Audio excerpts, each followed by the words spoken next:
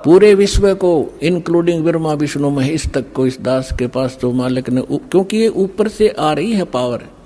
अब जहाँ कोई पावर हाउस है बरवाला में, वो पावर हाउस से खोखा है और उसका कनेक्शन थर्मल प्लांट से है, जहाँ बिजली दिन रात बनती ही रहती है, वहाँ एंड होता ही नहीं। और इसकी अपनी अक्षमता है, ये बरवाला के लिए पर्याप्त है। और लेकिन वो लाइट आ रही है वहाँ से, अगर यहाँ को जरूरत ज़्यादा बढ़ेगी तो इसकी अक्षमता भी बढ़ जाएगी। लेकिन लाइट आ रही है पीछे से ही, तो उस परम पिता से, कबीर भगवान से, सतलोक से दास के पास वो पावर आ रही है और आगे कनेक्शन दास आपको उसी पावर से दे रहा है। अब क्या बताते हैं, कबीर जिव्या तो वाहे भली जो रटे हरि नाम, नहीं तो काट के फेंक दियो यो मुख में भलो ना चाम। परमात्मा के नाम के जाप की कितनी महिमा बता रहे परमात्मा।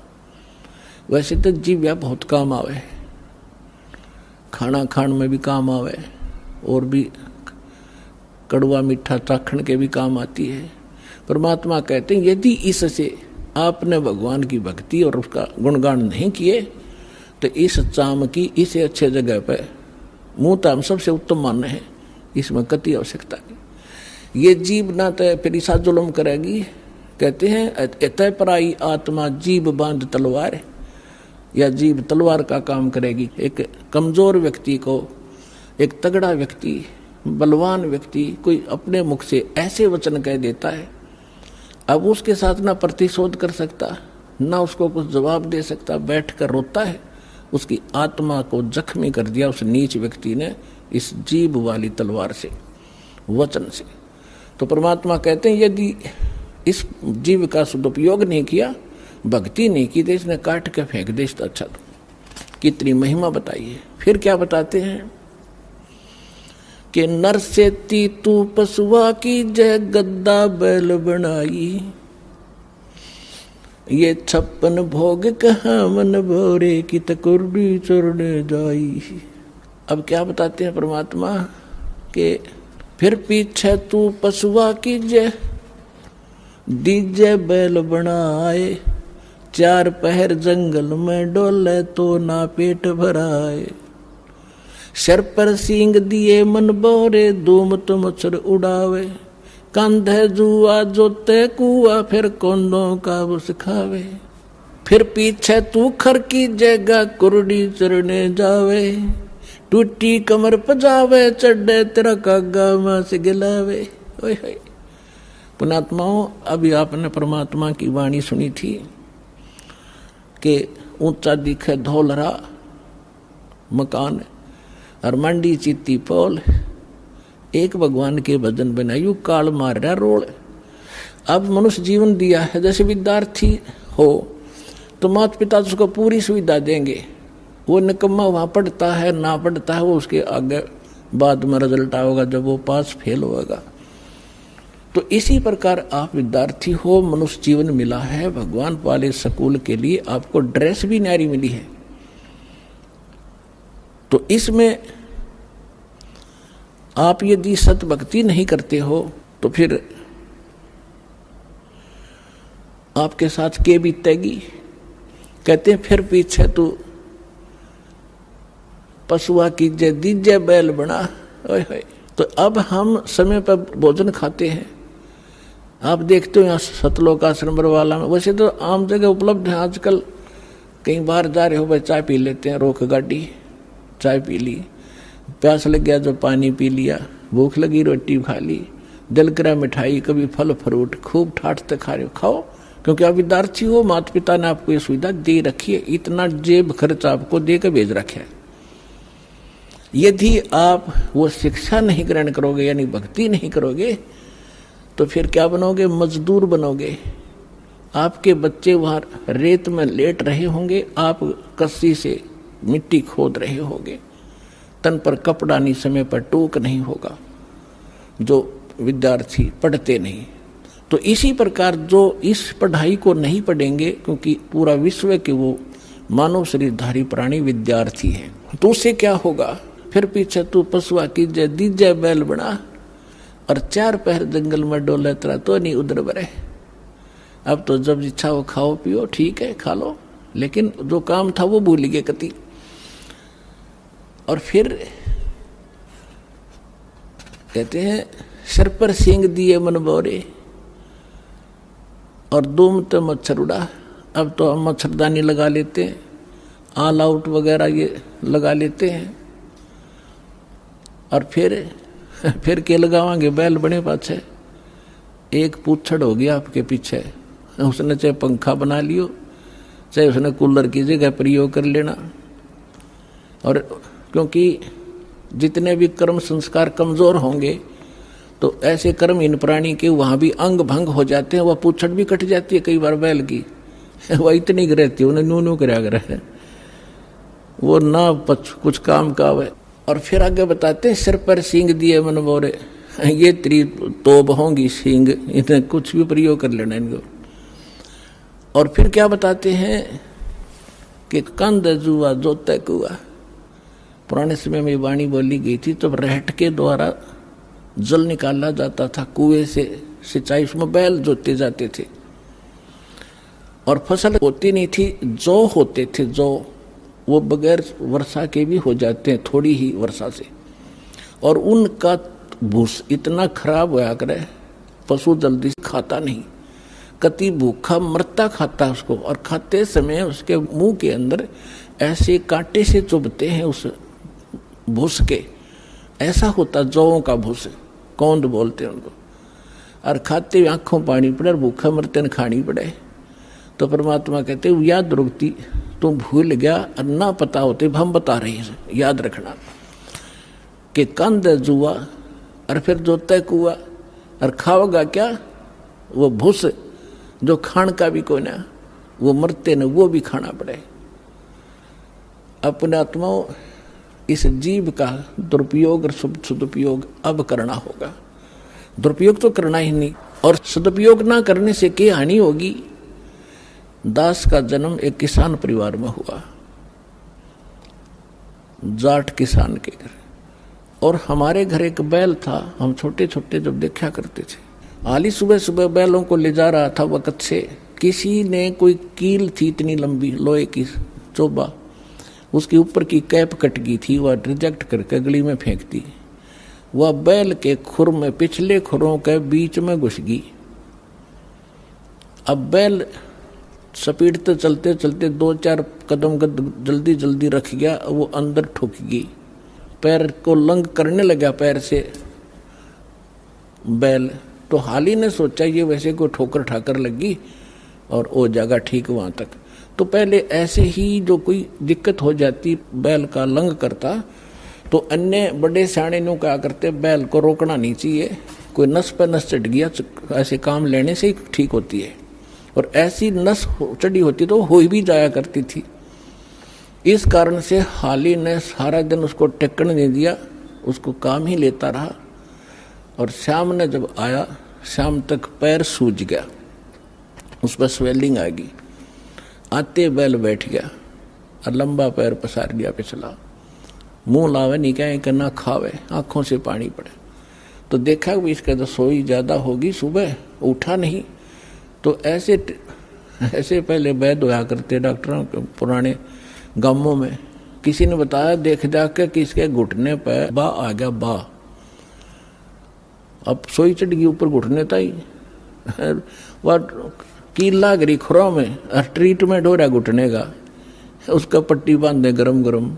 अब वो बता नहीं सकता बोल के मुझे कहाँ पीड़ा है। और जब अफलातून पाक रहा था, जो सोचा था मेरी ऐसे ठाठ रहेंगे, तो परमात्मा कहते तू जाने मेरी ऐसे नहीं बहेगी, ये तो हरदम लेखा भरना रे। तो 1 महीने 20 दिन के बाद वो पैर पक्या, वह कील वाला स्थान तो नीचे खुरों में था। अब खुरों में भी हाथ उठ मार के देख लिया, उसमें कुछ ऐसी विशेष चीज उसमें दिखी नहीं ना। वह बार वो तो अंदर घुस चुकी थी सारी, पत्थर कंकर लायक के। 1 महीने के 20 दिन के बाद वो पक्या, पक के उसमें रेसा निकलने लगा। जब देखा घर वालों नृत्य रहेगी तो भाई यहाँ समस्या है। फिर कोई बुलाया ऐसे ही, वो चमटी सी ले रहा था नकचुंडी, उसने उसको करेल करेल को कील निकाली बार, वो तरेगी इतनी लंबी। तब वो बैल पुनः ठीक हुआ।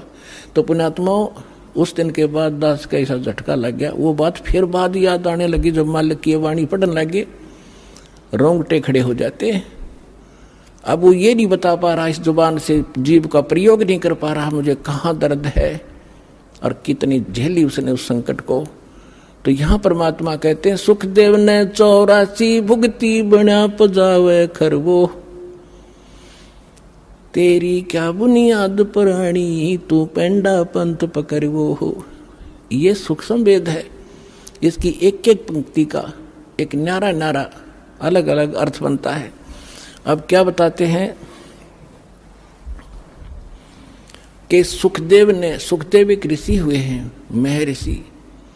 उन्होंने भी 84 लाख योनियों का कष्ट भोगना पड़ा और बना पजावे खरवो, वो कुम्हार के पुजावे पर गधे की योनि उसने भी भोगी। एक समय सुखदेव जी जब उसकी दिव्य दृष्टि काम करने लगी, पीछे आगे का उसको पता लगा, तब वो खुद बता रहे थे कि एक बार में बड़ी साधनाएं की, स्वर्ग भी गया, राजा भी बना और फिर एक समय में गधे की योनि भोग रहा था।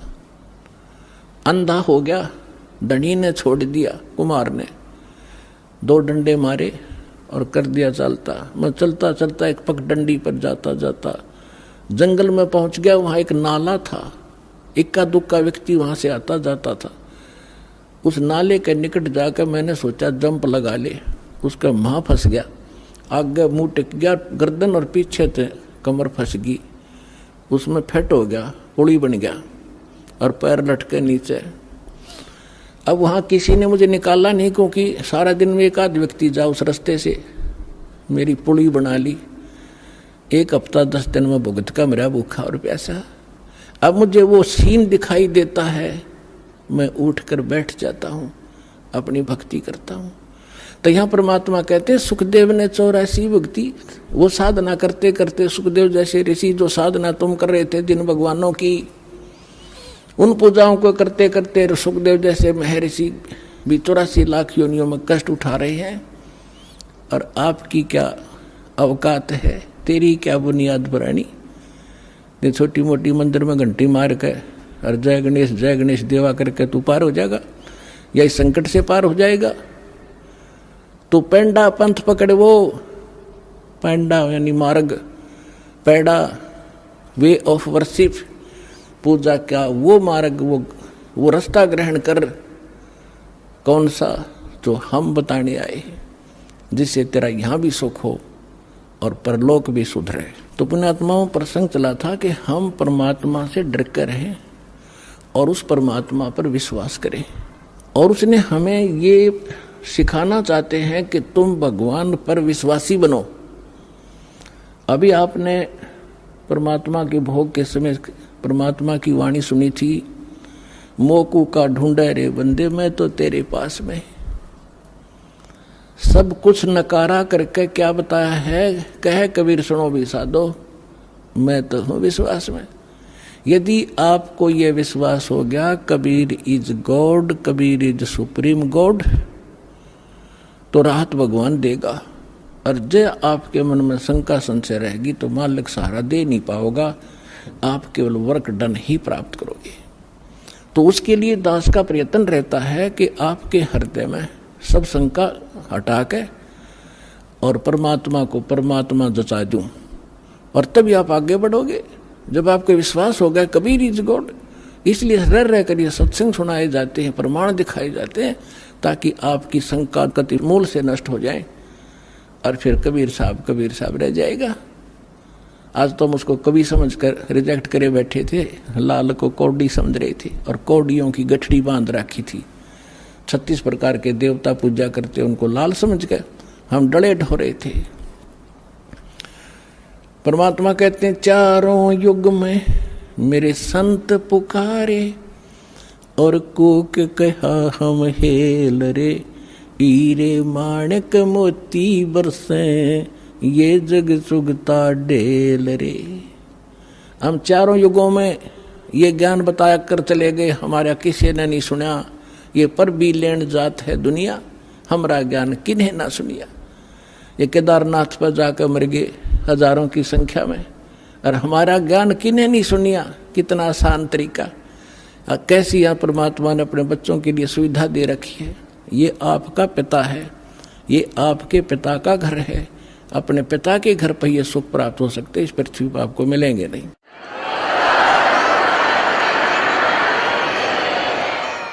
तो प्रसंग चल रहा है, परमात्मा ये सिद्ध करना चाहते थे। परमेश्वर कबीर साहब जी एक झोपड़ी रहा करते थे, कपड़ा बुना करते थे, और कपड़े के बुनाई की जो मेहनताना आता था उसी से अपना परिवार पोषण करके दिखाते थे। परमात्मा का अपना कोई निजी परिवार नहीं था, उसका तो सारी सृष्टि परिवार है। उनका पत्नी नहीं थी, 2 बच्चे आपको बताया था, सत्संग में बहुत बार बताता है दास। लड़का एक लड़की, किसी की फड़क निकालने के लिए वह जीवित करे थे, और वो बच्चे फिर अपने बेटा बेटी रूप में रखे थे। 2 माता पिता थे, मुंह बोले, जन्म नहीं था उनसे मालिक का। वो निसंतान थे, कमल के फूल पर परमात्मा सतलोक से आकर विराजमान हुए थे। एक शिशु रूप धारण करके वहां से उठा ले गए थे। तो वो सब लीला करते हुए युवा हुए तो दुल्हे का काम करने लगे, धानक कहलाए। परमात्मा कहते, मात पिता मेरे कुछ नाही, ना मेरे गरदासी, हर दुल्हे का पुत्र आण को आया, जगत करे मेरी ऐसी। तो परमात्मा उस समय ये ज्ञान दिया करते थे, और साथ में ये एक रिहर्सल, एक एग्जाम्पल कोड करके चले गए कि संसार में मेरे तो निर्धन कोई नहीं हो सकता, और निर्धन होकर भी नीत साबित रखे। जैसे दास ने बताया था कि आपको यहाँ बुलाने का उद्देश्य है कि आपको सब क्रियाओं से परिचित कराऊं, परमात्मा के लाभ को प्राप्त लेने की विधि आपके हृदय में जचाऊं, ताकि आपकी नीत साबित हो, दान करने की नीत बने। और धर्म दान करे बिना उभर नहीं सकते आप। जैसे दास ने कहा था कि किसान ने बीज बो दिया और खाद पानी डालिया नहीं तो सफल नहीं हो सकता। ओनली केवल मंत्र देण मात्र से आप सफल नहीं होगे। इसमें खाद पानी है, ये तो बीज है, मंत्र जो तीनों मंत्र है, और इसमें ये 5 यज्ञ समझो खाद पानी है। तो ये प्रॉपर डालने पड़ेंगे, जैसे दास आपको गाइडलाइन बताता है परमात्मा की बताई हुई, तब आपकी भक्ति रूपी फसल पूरी होगी। तो उसके लिए परमात्मा भी यही क्रिया कराया करते हैं। जितना मेहनताना मिलता अपने निर्वाह के योग्य रख के बाकी को भंडारा धर्म में लगा दिया करते थे। कहीं सत्संग करने लग जाते, वहां भंडारा कर देते थे। अब परमात्मा साथ साथ एक तत्वदर्शी संत की भूमिका भी कराया करें, वो उनके विधान में है, उनकी लीला में है। तो ये ज्ञान सुनाया करते थे जो दास आपको बता रहा है कि 3 देव की जो करते भक्ति, उनकी को दे ना हो वह मुक्ति। जो भक्ति करते नहीं वो अपना जीवन नाश कर रहे हैं, और जो शास्त्र विरुद्ध साधना कर रहे हैं ब्रह्मा विष्णु महेश तक की, वो भी अपना जीवन नाश कर रहे हैं। ब्रह्म तक की साधना करने वाले भी अपना जीवन नाश कर रहे हैं। केवल परम अक्षर ब्रह्म, उस पूर्ण परमात्मा की भक्ति से मोक्ष होता है।